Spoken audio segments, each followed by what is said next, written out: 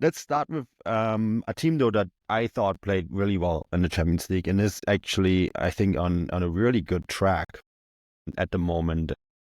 I think every match, we're getting more and more of an idea of what the philosophy of this new head coach is looking like, and that's Bayern Munich. We discussed them midweek in the Champions League bonus show on how well they played against Benfica. Despite a really narrow result, I thought it was a very dominant performance. I expect much of the same against St. Pauli when they go to St. Pauli. This is a match that I personally am really looking forward to because, and this is kind of what we wanted to talk about a little bit going into this game. It is such a game of contrast. In fact, when I grew up in the 1990s in Germany, it's changed a little bit. We get to that too. It was very much the rich visitors from the south, right, with all the money, Uli Hoeneß, this sausage baron turned sporting director, later president at Bayern Munich, coming to Hamburg, the really alternative, left-leaning, anarchy-driven football club in this stadium where the field was completely churned up, right? You had like the likes of Klinsmann, Sforza, Thomas Helmer, Lothar Matthäus, they're all coming to the stadium in Millantor, which definitely did not look like as nice as it did today, right? I think this is something that we have to remember here. And it always had this feeling of Klassenkampf, this class struggle. I think that is something that both these clubs still very much try to maintain today, Stefan, but I actually think in their own way, they're probably the most commercialized entities, respectively, in German sports. I'm not even just saying German football, I'm just saying German sports. They've embraced their roles in very different ways. St. Pauli famously a few years ago got the rights back to their merchandise, the pirate flag and all that sort of stuff that they had lost in the 1990s due to legal problems. They got that back. And they're a very well-run commercial entity today, probably just as well as Bayern Munich. They embrace it in a very different way. But I think this makes such a fascinating match of contrast. The up north Hamburg alternative scene against the rich team from Bavaria, from Munich, conservative Munich, right? Conservative Bavaria. This is going to be fun, I think. The on-field stuff aside, I think this is going to be a fascinating match. Yeah, you're absolutely right. The stuff off the field might be far more interesting than what happens on the pitch. I suspect it's probably going to be a relatively straightforward win for Bayern Munich. The way they've been playing. Vincent Kompany's team have made a real habit of kind of really doing a decent job in these kind of fixtures against teams in mid-table or lower table. And really kind of thumping them. The one that comes to mind, obviously, who probably want to say Pauli's closest neighbours was obviously when Bayern played Werder Bremen early in the season, where they absolutely thumped them, which was a really comprehensive win. St. Pauli have looked decent in recent weeks, I must admit. They obviously did well to pick up a win over Hoffenheim in a game that I think was more or less a must-win for them after that draw against Wolfsburg and a defeat to Borussia Dortmund, and obviously lost to Mainz before that as well. So some real question marks over St. Pauli and blessed side. So they go into the game with a fair amount of maybe not form, but maybe some confidence. They'll be at home. They'll be up against it. They'll have their fans on their side. I think it's probably also worth noting that the goalkeeper, Nikolai Vasilai, has really kind of come back into form recently as well, and that'll be huge for St. Pauli. Obviously, he had a really slow start to the season because of a knee injury, but has really kind of bounced back. It was really good actually against Hoffenheim. And that was a game actually in which I thought St. Pauli did a really good job of kind of playing this really coherent counter-attacking football, which, obviously will come into its own against Bayern Munich, hopefully, for them anyway. But yeah, I suspect Bayern will probably have way too much firepower over them in the end. But yeah, as you said, it's a fascinating fixture off the pitch, culturally speaking, in German football. I remember probably 10 years ago when I was working at Deutsche Welle, I went to like a conference where I spoke to one of the executives at St. Pauli about the club, and even then they were talking about trying to commercialize it and make more money from it. And yeah, you're right, they have kind of embraced it. I must admit, it feels to me like something that the fans are very kind of uneasy with. If you go to Hamburg as a tourist, you are engulfed in St. Pauli, stickers and banners and merchandise in the city. You wouldn't even know Haasfeld was from Hamburg, to be perfectly honest with you, if you just walked around the city centre. And I think traditionally speaking, like the fan base for St. Pauli is obviously in the city itself, and Haasfeld's more of a kind of maybe suburban fan club, shall we say. But, it's weird because on the one hand, you have this very kind of Hamburg bohemian approach where you think they'd be very open-minded and they'd be very kind of welcome to foreigners and stuff, as the way the city is itself. But I think fans of the club are maybe a little apprehensive about people treating St. Pauli like a tourist destination or like some sort of fun ride or something that you can just kind of show up, buy tickets for, take some selfies in the crowd like you would at, Manchester United or Liverpool or Real Madrid or something like that. I think the club and the fans are they do as much as they can to push back on that, shall I say. So, there's actually very few clubs that I wouldn't recommend for people who are maybe just trying to grab a quick weekend away in Germany to kind of soak up that Bundesliga experience. I would say I'd name probably about a dozen or two clubs before I would suggest St. Pauli, to be perfectly honest with you, because I think they are very kind of feverishly defensive over that culture, over them as a football club, over their kind of identity is probably the word I was looking for there, which I've always found a little ironic because the stadium is built off the back of a shopping mall. But anyway, that's maybe a discussion and for another with a day. Nazi bunker in the background. Yes, a very intimidating Nazi bunker. And there's also, they have a fair there as well, if I'm not mistaken. So it's all very bizarre. But that's just Hamburg for you, I suppose. But yeah, it'd be fascinating. And as you said, Manu, it's culturally speaking, it's two, I would say probably German football's biggest exports, if you will. Not two most well-known clubs in Germany, but I'd say St. Pauli definitely punch above the weight in that regard in terms of people outside of Germany knowing about them. I also think there's a lot of misconceptions. You already kind of touched on a few of them, right? And I think it's really important. We have the same thing, a little bit of Union Berlin. People outside of Germany like to throw Union Berlin and St. Pauli into the same pot. I mean, I understand why you're trying to draw that comparison. It's utterly incorrect.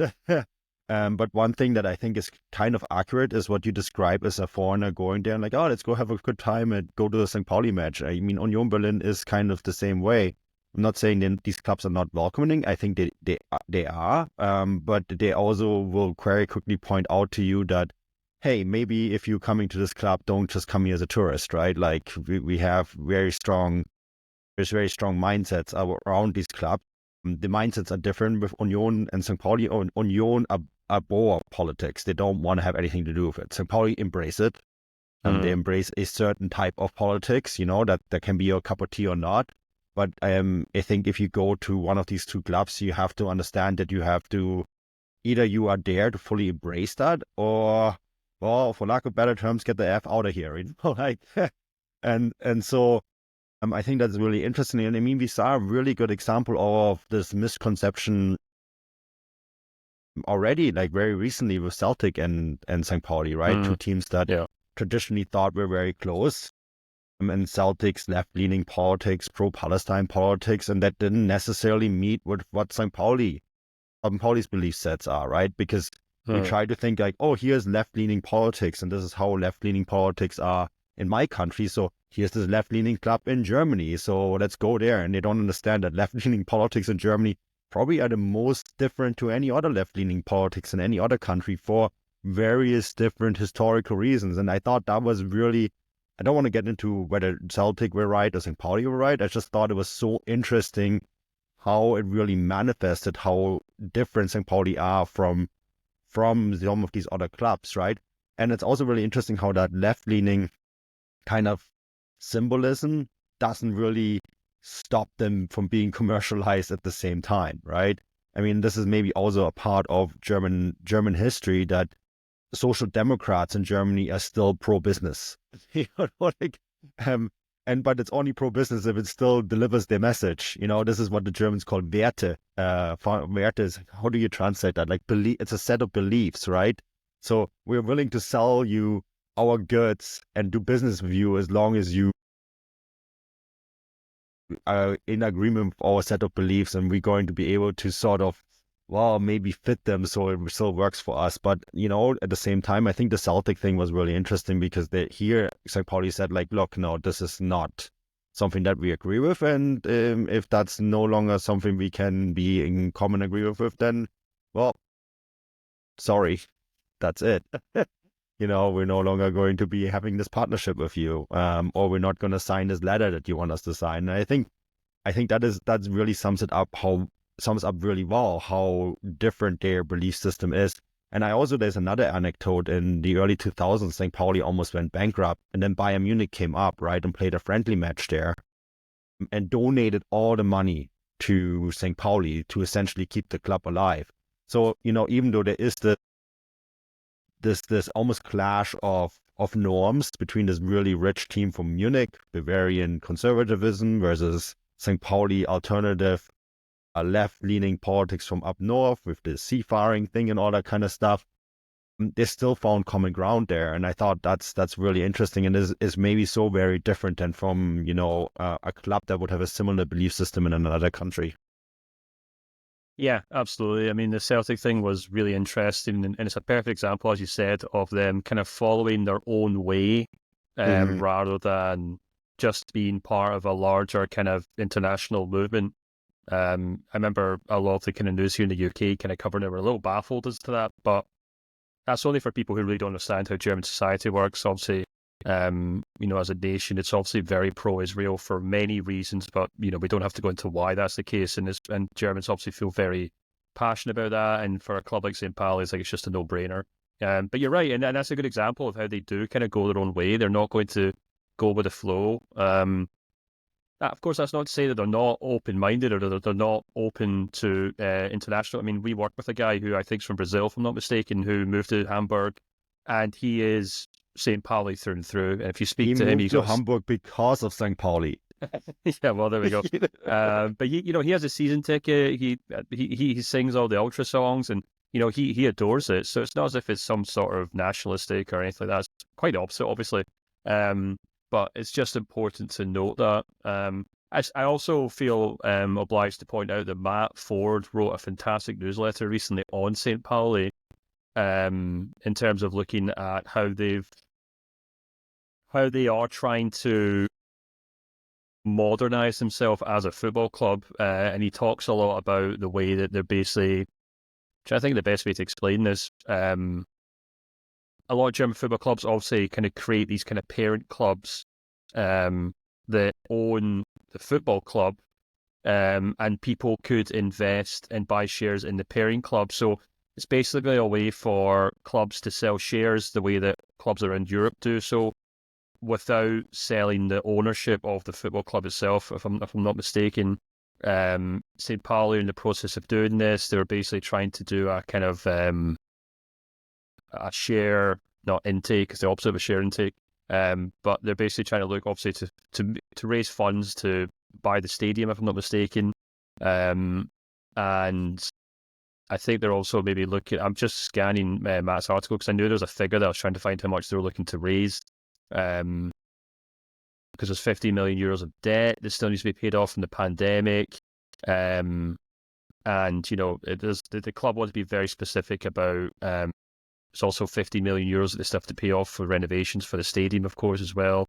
Develop the youth academy, promote the women's football team. So you're absolutely right. They are in the process of basically trying to modernize a club that was a very kind of regional, well, almost less than region, actually, because it's a very city-specific football club, that have suddenly seen like their sporting aspect of the club rise up to what was their international reputation. So it's a fascinating situation for St. Pauli. I'm glad to see them kind of steadying the ship on the pitch, if you will, in terms of, you know, kind of steadying their form.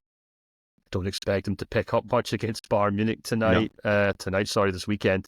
But yeah, I think it's great to have a club from Hamburg in the Bundesliga, and since HSV seem to have no intention of kind of getting their house in order, and moving back up the division, then I think it's great to see Pauli there, and hopefully along it will continue. But as you said, it's fascinating that we have basically two of the most commercialized football clubs in Germany locking horns this weekend.